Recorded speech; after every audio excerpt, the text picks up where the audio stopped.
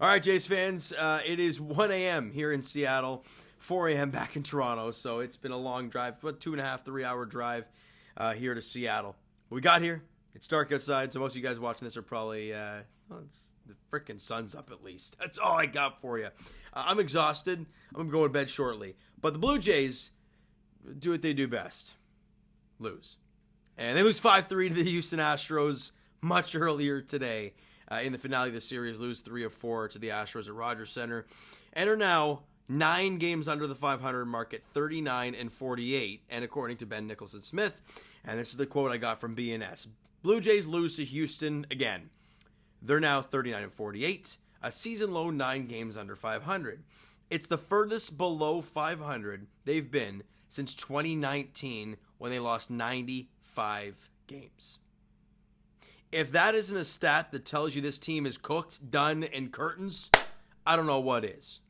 Also, if you haven't hit that subscribe button and showed love to the family and, hey, been a part of the Fam Jam, that'd be awesome if you could do so. Now, let's get into this mess. Let's get into the mess. That was the first inning. Chris Bassett was no good early on. Allows 3 runs in the first inning, right? An RBI ground out from Yainer Diaz, scoring Jose Altuve. And then Singleton hits a 2-run single. And you're down 3-0 just like that in the top of the first. And Jays fans are like, great. I bet you fans in the ballpark see go 3-0 in the first and they're like, should we leave now? Like, is this what we're going to see? But then, in the bottom half of the first inning, the Jays mount a rally by themselves. Spencer Horwitz gets an RBI single up the middle. In comes Danny Jansen, and in comes George Springer, because he was leading off today. Something to keep an eye on moving forward. But he scores, and it's a 3-2 ball game.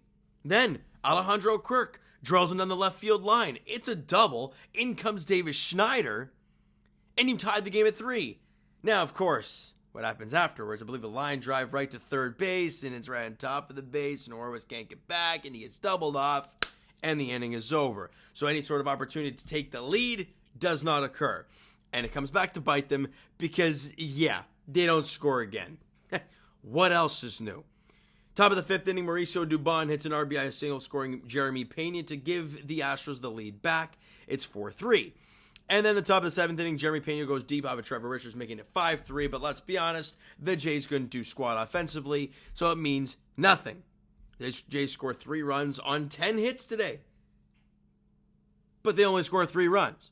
And so in games like this, we've kind of gotten to a point, my friends here, we're talking about the Jays, and we're like, okay, we just got to find positives. Wins and losses don't really mean much anymore. It's about results from guys who will be here moving forward. So, George Springer, whether you like it or not, he'll probably be here moving forward. 2 for 4 with a run scored for George. Danny Jansen, good to see him back in the lineup. He was 1 for 3 with a run scored and a walk. Davis Schneider was 2 for 4 with a run scored. Good on him. And Spencer Horwitz went 3 for 4 with 2 RBIs. Isn't it great when you put Spencer Horwitz up against a left-handed pitcher? Because he's one of your best hitters now. Like, regardless if you think that's a joke or it's like it's trying to be funny about how bad this team is, it's a reality. Spencer Horwitz is one of your best 9 hitters. So he should be hitting more often than not. Now that we know he can play second base all of a sudden, you got to put him out there more often. He faces Framber Valdez today. He gets a couple hits off him. He has 3 for the game. And for God's sakes, he drove in 2 of your 3 runs today. He's hitting .314 with a .435 on base today this season, and hasn't been updated yet. But he's going to have an over 900 OPS. Like, he should be there every day, regardless of lefty righty. And to see them put him up there today against the lefty, batting in the 5-hole, it was nice to see, and he came through. So it's a great sign moving forward. And your bottom line, it did nothing. I literally did nothing. Good to see Leo Jimenez get his big league debut. Walked once. That's it. It's also struck out. And everybody who entered the game, right? Ernie Clement was 0 for 4. Leo Jimenez was 0 for 1. Varsho was 0 for. I mean, he walked the one at bat he had. Kevin Kiermaier, 0 for. Barger, 0 for. They did nothing for you. Like, your top guys did a fine job. George Springer had a couple hits. Great. Again, a lot of singles for this team. What have we talked about this Blue Jays team? They're not a big home run hitting team, so they have to string hits together. Well, the problem is, it's hard to do that when the top 5 guys are the only dudes hitting the baseball. Because your 6, 7, 8, 9 guys combined for 1 hit. 1. And it was in the first inning. It was Alejandro Kirk's double to score the 3rd run of the ballgame to tie it. It's just not going to be good enough. Now, we know that by now. We know what this team's about, so it is what it is. Starting pitching-wise, Chris Bassett was fine. After the rough first inning, he was good the rest of the way. 5 innings, 8 hits allowed, 4 runs, all were earned. Strikeout 3, but he did walk 3 as well. So he didn't have his sharpest outing out there, but he gave your team a chance to win. It's maybe a question mark at the end of that, because this team, maybe not so much. Henderson Cabrera has been great recently. He went an inning and a third with 2 strikeouts.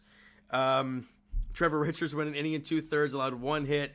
Obviously, a solo home run. Jeremy did strike out 4 of the 5 guys that he got out, but he's still not good enough. And Chad Green threw a clean inning of work, allowed a walk, but your offense couldn't come through for you, and you lose 3 of 4 to the Astros. But at least we're not the New York Yankees right now. Losing 14 of their last 19 games, getting swept on July 4th by the Cincinnati Reds at home in New York. I mean, that is miserable times. And for Oriole fans, if you're still on here watching, I think they lost today. They didn't, the Orioles? Yeah, they lost to the Mariners today. But regardless of that, the Orioles are 2 games up on the Yankees, so that's great for them. But for the Blue Jays, we move forward because we just want to get this stuff over and done with. Now, for us here, my friend Ann and Rob, we're about to go to these games this weekend with no expectations, but just vibe.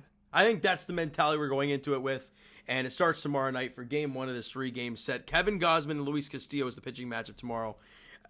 Not great. It's not great, but you know what? It's going to be vibes. Get some drinks. There's going to be a million Jays fans. So excited to see how the atmosphere is, and it's going to be a blast. That's really all I care about. All right, so you know what, guys? That is going to do it for this one. If you enjoyed the video and are, well, embarrassed by this Blue Jays team, because it's, they kind of are embarrassing to watch, hit that like button. Do appreciate it. Hit the subscribe button. You guys not done so already. Comment down below your thoughts on the video, thoughts on the game. What'd you like? I guess. What'd you not like from the game for the Toronto Blue Jays? Twitter, Discord, Instagram, TikTok, all that stuff is down below. So follow up there if you haven't done so already. And turn on the air conditioning. So I'm going to sign off here. Thank you guys so much for listening and watching. I hope you enjoyed the video and not the game today. We'll talk to you guys then.